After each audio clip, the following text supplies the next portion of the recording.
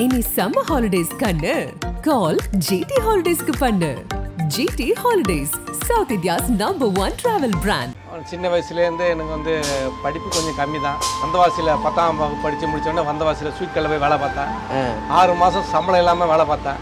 6 மாதமா? 6 மாதம் சம்பளமாக வேலை பார்த்தா டெய்லி எனக்கு 10 பைசா பேட்டா தான் தருவாங்க. ரொம்ப கஷ்டமான வேலை. நைட்டு 2 மணி ஆகும் தூங்குறதுக்கு. காலெலாம் கை காலெலாம் சேர்த்துக்கணும் வந்து ரொம்ப அழுவேன் நான். ஆனால் குடும்ப நலத்தை கஷ்டத்தைப்பட்டு நான் வந்து அந்த நோயெல்லாம் அந்த வழியெல்லாம் கட்படுத்தி வேலை பார்த்தேன். எல்லா இடத்துலையும் வேலை பார்த்தேன். எல்லாம் ஸ்வீட்டு காரம் எல்லாமே நான் போடுவேன். அடிப்படை பாத்திரம் கழுவுற வேலையை கூட நான் செய்வேன். நான் வேலை செய்கிற இடத்துல அத்தனையுமே வேலை கற்றுக் கொடுக்க மாட்டாங்க. நானாக தான் வேலையை கற்றுக்கினேன். இப்படி செய்யணும் அப்படி செய்யணும். மாஸ்டர் வேலை செய்கிறாங்க தெரியுமா, அவங்களுடைய துணிமணிலாம் ஜட்டி துணிமணிலாம் துவைச்சி கொடுத்த கூட எனக்கு வேலை கற்றுக் கொடுக்க மாட்டாங்க. திருடக்கூடாது, போய் சொல்லக்கூடாது. அந்த தொழிலை கற்றுக்கணுன்ற ஆர்வத்தோடு வேலை செஞ்சேன். இன்றைக்கும் நான் வேலை செய்கிற அந்த ஓனருக்கு அத்தனை ஓனருக்குமே சரி, அவங்க சாப்பிட்ட மீதி சாப்பாடு தான் நான் சாப்பிடுவேன். உழைச்சிட்டே இருக்கு. என்னைக்காக இருந்தாலும் பலன் கண்டிப்பாக கிடைக்கும். உண்மையாக உழைக்கணும். அடுத்தவங்களை ஏமாற்றி சம்பாதிக்கின்றது இருக்கவே கூடாது, ஒருபோதும் இருக்கக்கூடாது. எந்த வேலைனாலும் செய்யலாம், தப்பே கிடையாது. அதுக்குண்டான அங்கீகாரம் கடவுள் நம்ம கண்டிப்பாக கொடுப்பாரு. தன் நம்பிக்கை தான். என்னைக்காக இருந்தாலும் வெற்றி கண்டிப்பாக நிச்சயம்.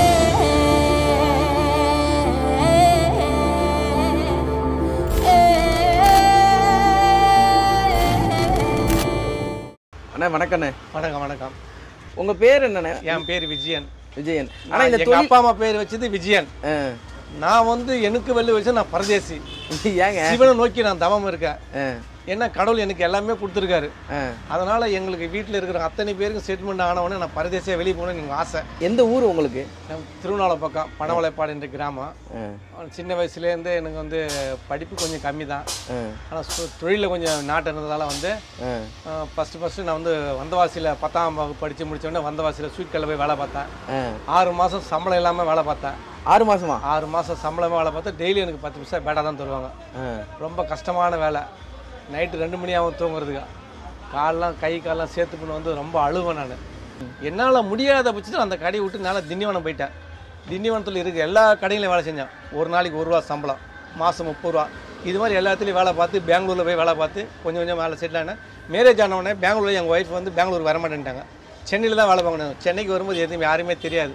ஒரு கடையில் போய் வேலை பார்த்து ஒரு 3-4 நாளாக வேலை பார்த்து அந்த கடையோட மாஸ்டர் என் ஃப்ரெண்டை பண்ணி அப்புறமா அவரு எனக்கு ஒரு இடத்துல வேலை கொடுத்து ஒரு நாளைக்கு 60 ரூபா சம்பளம். அது சிந்தாதரிப்பாட்டில் போய் வேலை பார்த்தேன். எனக்கு டிவிஎஸ் ஸ்லூ காசில் தான் எனக்கு வீடு. இங்கேருந்து சைக்கிளில் போவேன். 4:30 மணிக்கு போவேன். நைட்டு 5 மணி 6 மணிக்கு தான் ரிட்டன் வருவேன். எனக்கு ஒரு நாளைக்கு 60 ரூபா சம்பளம். வீடு 25 ரூபா வாடகை. இது மாதிரிலாம் கஷ்டப்பட்டு தான் கொஞ்சம் முன்னுக்கு வந்தான். ஆனால் முன்னுக்கு வந்தோன்னு சொல்ல முடியாது, இருக்குதுன்னு சொல்ல முடியாது, இல்லைன்னு சொல்ல முடியாது. ஆனால் குடும்ப நலத்தை கஷ்டத்தைப்பட்டு நான் வந்து அந்த நோயெல்லாம் அந்த வழியெல்லாம் கட்படுத்தி வேலை பார்த்தேன். எல்லா இடத்துலையும் வேலை பார்த்தேன். அப்புறம் நான் சென்னையில் வந்து செட்டில் ஆகும்போது இந்த கடையில் வந்து செட்டில் ஆனேன். வேலையை வந்து நான் சின்சியராக வேலை பார்த்ததால வந்து ஓனர் நம்மக்கிட்ட கொடுத்துட்டு போயிட்டாரு. நான் வேலை பார்த்தா நீங்கள் நல்லா இருக்கிறேன், இருந்தாலும் தொழிலாளர் வேலை பார்க்குறேன். தொழிலாளர் வேலை பார்க்கும்போது தான் நம்ம இந்த அளவுக்கு நிலைமை இருக்கிறதுக்கு காரணம் ரொம்ப அடித்தட்டில் ரொம்ப கஷ்டப்பட்டேன். எந்த நம்பிக்கையில் இந்த முதலாளி உங்களை சேர்த்துக்கிட்டாரு? இப்போ நீங்கள் முதலாளி, அப்போ முதலாளி இப்பயும் தொழிலாளி தான். இப்பயும் தொழிலாளி தான். முதலாளியாக யார் நினைச்சாலும் அவன் முன்னுக்கு வர முடியாது. தொழிலாளியே வேலை பார்த்தா தான் முன்னுக்கு வர முடியும். முதலாளின்றது வேலை பார்க்குறவங்க வந்து சம்பளத்துக்கு வேலை போகிறவங்களும் சம்பளத்துக்கு வேலை பார்க்குறவங்களாம் சரியாக செய்ய மாட்டாங்க. நம்ம இஷ்டப்பட்டு தொழிலாளி இறங்கி வேலை பார்த்தா தான் நம்ம வந்து முன்னுக்கு வர முடியும். இன்னைக்கு நிலைமை இருக்காருன்னா நான் தொழிலாளி இருந்து இந்த அளவுக்கு நான் வேலை பார்க்குறேன். நான் இன்னைக்கு வேலை பார்க்குறேன்.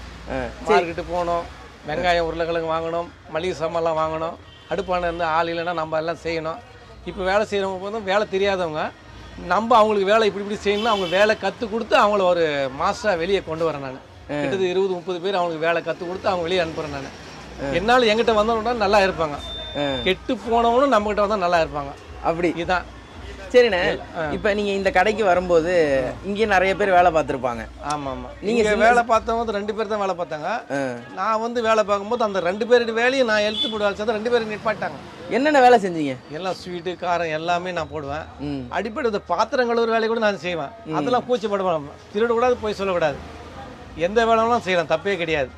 அதுக்குண்டான அங்கீகாரம் கடவுள் நம்ம கண்டிப்பாக கொடுப்பாரு. தன் நம்பிக்கை தான். ஹெல்ப்பர் தான் நம்மகிட்ட வேலை செய்கிறாங்க அத்தனை பேருமே. இப்படி செய்யணும்னு சொன்னால் அவங்க செய்வாங்க.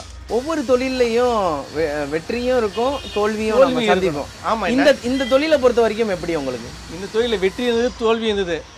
வீட்டில் கொண்டு போய் காசு கொடுத்தா என் முன்னாடி சந்தோஷமாக பேசுவாங்க. காசு கொடுத்தா எனக்கு நல்லா கழுவி ஊற்றுவாங்க. இதையும் வாங்கிக்கணும், அதையும் வாங்கிக்கணும். அது மாதிரி கொஞ்சம் கஷ்டப்பட்டேன். நல்ல நிலைமையில் இருக்கிறோம். அட இன்னைக்கு வந்து 10 ரூபா கிடைக்கலையே, அதில் மன சோர்வாகக்கூடாது. ஐயோ நிறைய பணம் வந்துச்சேன்னு சந்தோஷமும் பண்ணக்கூடாது. வெற்றியும் இருக்கும், துன்பமும் இருக்கும். எல்லாம் சகிப்புத்தன்மை. 5 வேலை சரியாக இருக்கா, ஒன்று பெருசாக இருக்கும், ஒன்று சின்னதாக இருக்கும். அதை நம்ம சரிசமமாக கொண்டு போனாக்கா என்றைக்காக இருந்தாலும் வெற்றி கண்டிப்பாக நிச்சயம். ஆனால் உழைக்கிறது என்றைக்கும் வந்து மனுஷன் தளரவே கூடாது. உழைச்சிட்டே இரு, என்றைக்காக இருந்தாலும் பலன் கண்டிப்பாக கிடைக்கும். உண்மையாக உழைக்கணும். அடுத்தவங்களை ஏமாற்றி சம்பாதிக்கின்றது இருக்கவே கூடாது, ஒருபோதும் இருக்கக்கூடாது. எது மேலே ஆசை கிடையாது. பணம் மேலே ஆசை கிடையாது, சொத்து மேலே ஆசை கிடையாது, நகை மேலே ஆசை கிடையாது. கடவுள் எல்லாமே எனக்கு கொடுத்துட்டாரு. சிவன் நோக்கி நான் தவம் இருக்கேன். சிவன் மேலே ஆசை தான் எனக்கு ஜாஸ்தி, தவிர வேற எதுவுமே ஆசை கிடையாது. ஆசையை வளர்க்க மனிதனுடைய நோய் தான் அதிகமாகும். யாரும் திருடக்கூடாது, போய் சொல்லக்கூடாது, அடுத்தவங்க பொருளை கெடுக்கக்கூடாது. நம்மளால முடிஞ்ச ஒருத்தருக்கு வந்து ஹெல்ப் பண்ணணுமே தவிர அடுத்தவங்களுக்கு நம்ம ஆக்கிரமிப்பு பண்ணக்கூடாது. நீங்க வந்த காலகட்டம் வேற, இந்த காலகட்டம் வேற, டோட்டலா வேற மாறி போச்சு. எல்லா விலைவாசியில இருந்து எல்லாமே மாறி போச்சு. கண்டிப்பா. இப்போ ஒரு தொழில் ஆரம்பிக்கிறாங்க அப்படின்னா ஒருத்தர் என்னென்ன விஷயங்களை சரியா கடைபிடிச்சா ஒரு தொழில முன்னாடி போயிட்டு இருக்கு. அதான் நான் எப்ப சொல்றேன், போய் சொல்லக்கூடாது. எந்த தொழில் செய்யறதாலும் அவனுக்கு தெரிஞ்ச தொழில் செய்யணும், தெரியாத தொழில் செய்யக்கூடாது. ஏன்னா இப்போ வந்து நம்ம ஒரு தெரிஞ்ச தொழில் செஞ்சோன்னாக்கா வேலைக்கு 4 பேர் வைக்கிறாங்க. வேலைக்கு 4 பேர் வைக்கும்போது அவன் திடீர்னு ஊருக்கு போயிட்டானாக்கா அந்த தொழில் உன்னால் செய்ய முடியுமா? ஆள் இல்லைன்னா கூட அந்த தொழில் உன்னால் செய்ய முடியணும். அப்படின்னா அந்த தொழில் செய்ய முடியும். வேலை செய்யணும் நம்பி வேலை செஞ்சோமாக்கா நமக்கு லாஸ் கண்டிப்பாக நடக்கும். வாழ்க்கை சார்ந்தும் தொழில் சார்ந்தும் ஒரு ஏமாற்றம் இருந்திருக்கும்ல. எப்போதுமே நமக்கு ஒரு ஏமாற்றம் இருக்கு, நமக்கு மறக்க முடியாத ஒரு ஏமாற்றமா இருக்கும். அது மாதிரி நீங்க சந்திச்ச ஒரு விஷயம்னா எந்த விஷயம் இன்னைய வரைக்கும் உங்களை வந்து திருப்பி அதை மட்டும் யோசிக்க வைக்கும்? ஏமாத்துறவங்க வந்து நிறைய பேர் ஏமாத்துறாங்க. அது ஏமாந்தத்தை பற்றி அந்த பக்கம் தூக்கி கிடாச்சிருக்காங்க. ஏமாத்துறோம் சந்தோஷம் நல்லா இருக்கு, நான் வாழ்த்தினாலும் அது மாதிரி ஒரு சம்பவம் நடந்திருக்கும், நிறைய நடந்திருக்கு. அதை நம்ம அதை பற்றி பார்க்க கூடாது. வெற்றியை நோக்கி தான் நம்ம போகணுமே தவிர என்னை ஏமாத்திட்டாங்களே அப்படின்னு மனசுக்குள்ளே நம்ம இருக்கக்கூடாது. என்னைக்கா இருந்தாலும் பரவாயில்ல, நல்லா இருக்கட்டும். என்ன 100 ரூபா ஏமாத்திட்டானா அவன் நல்லா இருக்கட்டும். நான் 2-3 வாட்டி நம்ம கடையில் பொருள் நிறைய பேர் வாங்குவாங்க. வாங்கிட்டு நிறைய பேர் என்ன பண்ணுவாங்க, இன்றைக்கி தரேன் நாளைக்கு தரேன் ஏமாற்றிட்டே இருப்பாங்க. ஒரு 10 நாள் 15 நாள் கழிச்சு நான் உங்கள்கிட்ட கொடுத்துட்டேன்னு சொல்லிட்டேன். சந்தோஷம், நல்லா இருக்கட்டும்.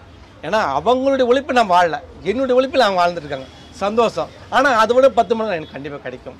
அந்த தன்னம்பிக்கை தான், வேற ஒன்றும் கிடையாது. ஒவ்வொருத்தரும் அவங்கவுங்க தொழிலில் ஒரு யுக்தி வச்சுருப்பாங்க. இந்த தொழிலை பொறுத்த வரைக்கும் நீங்கள் யுக்தியாக இதை பார்க்குறீங்க? கஸ்டமரை நோக்கி தான். கஸ்டமருக்கு என்ன பிடிக்குது அதை தான் நாம் செய்யணும். நமக்கு விருப்பப்பட்டு செய்யக்கூடாது. கஸ்டமருக்கு சார் இது நல்லா இருக்கு, இது நல்லா இருக்கு அப்படின்னா அதை அப்படியே டெவலப் பண்ணணும். நமக்கு நல்லா இருக்குன்னு நம்ம வியாபாரம் பண்ணக்கூடாது. அதே மாதிரி நம்ம செய்கிற தொழில் வந்து நம்ம என்ன அளவுக்கு சாப்பிட்றோமோ அது மாதிரி தான் செய்யணும். அது மாதிரி செஞ்சு கஸ்டமர்கிட்ட டிஸ்பிளே பண்ணோம்னாக்கா அவங்க என்ன பண்ணுவாங்க, இது நல்லா இருக்குது சார், இது நல்லா இல்லை, நல்லான்ற பொருள் ஒதுக்கிடு, நல்லா இருக்கிற பொருள் மட்டும் வைக்கி. உங்களோட வெற்றியை எதை நினைக்கிறீங்க இந்த தொழிலில்? நான் இதை எனக்கு வெற்றினே கிடையாது. என்னைக்கா இருந்தாலும் உழைச்சி கொண்டே இருக்கணும். உழைச்சி கொண்டே இருந்தால் அதுக்கு கடவுள் கொடுப்பாரு கன்ற நம்பிக்கை தான் இருக்குது தவிர நான் வந்து எனக்கு நிறைய வந்துருச்சேன்னு சொல்லிட்டு சந்தோஷப்பட மாட்டேன். இன்னைக்கு தோல்வி ஆயிட்டுன்னு சொல்லிட்டு துக்கம் பட மாட்டேன். ஒரு நிலையில என்னைக்குமே இருந்துகிட்டே இருப்பான். இருந்தும் இல்லாமல் இரு. இதான் என்னுடைய ஒரே ஒரு வேற ஒரு எப்போதுமே மனித வாழ்க்கைக்கு 2 விஷயங்கள் முக்கியமாக இப்போ சொல்லப்படுது. ஒன்று வந்து மனுஷங்க, இன்னொன்று பணம். உங்களை பொறுத்த வரைக்கும் இது? நான் தான் அப்பயே சொல்லிட்டேன் உனக்கு, இது வந்து என் குடும்பத்துக்காக அந்த உழைப்பு. நான் வந்து எதுவுமே ஆசை கிடையாது. எனக்குன்னு ஒரு சில கடமைகள் இருக்கு. அந்த கடமைகளை முடிச்ச உடனே நான் சிவனை நோக்கி பயணமாகிறேன். அவ்வளவுதான், இதுதான், வேற ஒன்றும் கிடையாது. இப்போ உங்க பசங்களுக்கு நீங்க சொல்லி வளர்க்குற விஷயம் என்ன? நீங்க 10ஆவதோட பொண்ணுங்கிட்ட சொல்லி தான் இருக்கேன். அவங்க புரிஞ்சுக்கிற மெயின்ட்டு அவங்களுக்கு இருக்குதா இல்லையா எனக்கு தெரியாது. நம்ம அதை சொல்லதான் முடியும்.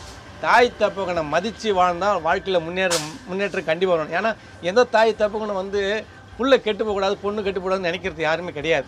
ஆனால் அந்த பசங்க எடுத்துகிற பக்குவம்னால சரி கிடையாது. முன்னாடிலாம் வந்து நம்ம ஊர் ஆட்கள் வந்து வெளியூரில் போய் வேலை பார்த்தாங்க. இப்போ வந்து வட மாநிலத்திலேருந்து வந்து இங்கே வேலை பார்க்குறாங்க. ஆமாம், ஒரு சிலர் இதை எதிர்க்கிறாங்க, ஒரு சிலர் இதை ஆதரிக்கிறாங்க. உங்களோட மனநிலை? உண்மையான வார்த்தைகள். என்னை பொறுத்த வரைக்கும் தமிழ்நாட்டில் தமிழனை வாழ வைக்கணுன்றது எனக்கு ஆசை. நான் நிறைய பேர் தமிழ்காரன பசங்க தான் நான் கடையில் வேலை வைப்பேன். வேலை வச்சு பார்த்தினாக்கா அவங்க வந்து வேலையை கற்றுக் கொடுத்துருவேன். வேலையை கற்றுக்கிட்டு நான் 1000 ரூபா சம்பாதிச்சேன்னா அந்த 1000 ரூபா அவனுக்கே வரும்னு ஆசைப்படுவான். அவங்க அப்படி கிடையாது, உண்மையாக உழைக்கிறாங்க, எவ்வளோ நேரம் இல்லாமல் உழைக்கிறாங்க. அந்த ஒரு கடமை என்ன பண்ணும் போதுனாக்கா நம்ம தமிழனோட இவங்க மேலேன்னு நினைக்கிது. ஆனால் அவங்களும் இப்போ கற்றுனாங்க, நம்மளை பார்த்து கற்றுக்கினாங்க. அவங்க இப்படி தான் வேலை செய்யணும், இந்த நேரத்தில் தான் வேலை செய்யணும். அவங்களும் இப்போ நம்ம கற்றுனா அவங்களை கற்றுனாங்க. அவன் ஆரம்பத்தில் அவங்க வரும்போது ஒரு 6 மாதம் வரைக்கும் நம்ம சொல்கிற பேச்செல்லாம் கேட்பாங்க. 6 மாதம் முடிஞ்சுன்னு வைங்க நம்ம மாநிலம் வந்துடுறாங்க. நம்ம தமிழ்காரங்களை எப்படி பேசுகிறாங்களோ அதே மாதிரி அவங்க ஆகிடுறாங்க. என் கடைக்கு வர அத்தனை பேருமே வேலையை கற்றுக் கொடுத்து அவனுக்கு மாதம் ஒரு 10,000 15,000 20,000 சம்பாதிக்கிற அளவுக்கு அவனுக்கு தொழிலை கற்றுக் கொடுத்துருவேன் நான். ஆனால் என்னால் வச்சு ஒரு 30 பேர் வாழ்கிறாங்கன்னா எனக்கு அதுதான் பெரிய சந்தோஷம். வேறு ஒன்றுமே எனக்கு கிடையாது. இப்போ ஒரு சிலர் வந்து தான் தொழில் ஒருத்தர் வந்தாங்கன்னா அவங்களா கற்றுக்கிட்டா உண்டு, அவங்களா அது மாதிரியெல்லாம் இருக்கு. ஆனால் நீங்கள் சுயநலமே இல்லாமல் சொல்லி தரீங்க. இல்லை, நிறைய பேர் கற்றுக் கொடுக்க மாட்டாங்க. நிறைய பேர் கற்றுக் கொடுக்க மாட்டாங்க. என்னை பொறுத்த வரைக்கும் நான் வேலை செய்கிற இடத்துல அத்தனையுமே வேலை கற்றுக் கொடுக்க மாட்டாங்க. நானாக தான் வேலை கற்றுக்கினேன். இப்படி செய்யணும், அப்படி செய்யணும். ஏன்னா மாஸ்டர் வேலை செய்கிறாங்க தெரியுமா, மாஸ்டர் வேலை செய்கிறாங்க தெரியுமா, அவங்களுடைய துணிமணிலாம் ஜட்டி துணிமணி எல்லாம் துவைச்சி கொடுத்த கூட எனக்கு வேலை கற்றுக் கொடுக்க மாட்டாங்க. ஏதாவது உப்பு போனா கூட பண்ணிக்கிறீங்களா? ஆமாம், ஜட்டி துணிமணி எல்லாமே துவைச்சி கொடுத்துருக்காங்க. ஏன்னா வந்து என்னுடைய அப்பயே சொல்லியிருக்கேன், திருடக்கூடாது, போய் சொல்லக்கூடாது. அந்த தொழிலை கற்றுக்கணுன்ற ஆர்வத்தோடு வேலை செஞ்சேன். வேலை கற்றுக்கினேன். வேலை கற்றுக் கொடுத்து இன்றைக்கி நான் வேலை செய்கிற ஓனருக்கு அத்தனை ஓனருக்குமே சரி, அவங்க சாப்பிட்ட மீதி சாப்பாடு தான் நான் சாப்பிடுவேன். ஆனால் என் கடையில் அப்படி கிடையாது. நான் வேலை நல்லா சமைச்சு வச்சுட்டா கூட வேலை செய்கிறவங்க முதல்ல சாப்பிட வச்சுட்டு அது மீதி தான் நான் சாப்பிடுவேன். ஏன்னா நான் பெற்ற துன்பம் வேலை செய்கிறவனுக்கு இன்பமாக இருக்கணுன்ற ஆசை தான் எனக்கு. அப்போ நான் நல்லா நிலைமை இருக்கிறதுக்கு காரணம் இதுதான். ஏன்னா மனுஷனா மதிக்கிறது யான். ஏன்னா என்னை நிறைய பேர் மனுஷனை மதிக்கலை, ஆனால் நான் மனுஷனா மதிக்கிறேன். என்ன மாதிரியான சூழ்நிலைக்கு தள்ளியிருக்காங்க நிறைய பேர். அதான் இப்போ சொல்ல முடியாத அளவுக்கு நான் பண்ணியிருக்காங்க. அவன் சாப்பிட்டு ரொம்ப சித்திரவதெல்லாம் பண்ணியிருக்கான். ஆனால் என்னுடைய குடும்ப வறுமையில் வந்து நான் வந்து அதெல்லாம் சகிப்தன்மை தூக்கி எறிஞ்சிட்டு இப்போ நல்ல நிலைமை காரணனாக்கா நான் அவன் கஷ்டப்பட்ட மாதிரி அவன் வேலை செய்கிறவன் கஷ்டப்படக்கூடாது. இன்றைக்கி எங்களில் வேலை செய்கிறவனுக்கு அன்னைக்கு நைட்டு சம்பளத்தை கொடுத்துருவேன். நான் 1 மாதம் சம்பளம் ஆனால் கூட நான் சம்பளம் வாங்க முடியாது ஓனர்கிட்ட. 1 வாரம் 10 நாள் சம்பளம்னா கூட வீட்டில் அவங்க வச்சுருப்பாங்க. அவங்ககிட்ட கெஞ்சி கூத்தாடி வாங்கணும். ஆனால் என்கிட்ட வேலை செய்கிறவங்ககிட்ட சுதந்திரமாக இருப்பாங்க, ஓனர் மாதிரியே இருப்பாங்க என்கிட்ட. இதுதான் நான் நல்லா இருக்கிறதுக்காரனா அவங்களுடைய மன திருப்தியோடு வளர்க்குறேன். என் வீட்டு பிள்ளை மாதிரி தான் வளர்க்குறேன். நான் நல்லா நிலைமைக்கு காரணம் இதுதான், வேற ஒன்று. தொழில் போட்டி அப்படிங்கிறது எப்படின்னா சின்ன சின்ன எல்லாமே இருக்கும். தொழில் போட்டிங்கிறது எல்லாமே இருந்தால் தான் நம்மளோட ஈரும் சேரும் பேணும் மாதிரி தான். தொழில் போட்டி கண்டிப்பாக இருக்கணும், இருந்தால் தான் வெற்றி அடைய முடியும். தொழில் போட்டி இல்லாமல் எந்த பிஸ்னஸும் கிடையாது. நான் எங்கேயே வச்சுருப்பேன், பக்கத்தில் இன்னொருத்தர் வைப்பாங்க. எல்லாமே இருக்கத்தான் செய்யுது. எல்லாம் கடவுளின் சோதனைகள், அது எல்லாமே சமாளிக்கணும். அதான் மனிதன். அதான் அவங்க போட்டி வச்சுருக்காங்கன்னு சொல்லிட்டு பொறாமப்படாது, பொச்சிடக்கூடாது. அவனும் வாழட்டும், நம்மளும் வாழணும், எல்லாமே நல்லா இருக்கணும். அப்படி நினச்சா என்றைக்கு இருந்தாலும் கண்டிப்பாக. நன்றிண்ணே. நன்றி நன்றி நன்றி. வாழ்க வளமுடன். Okay, thank you.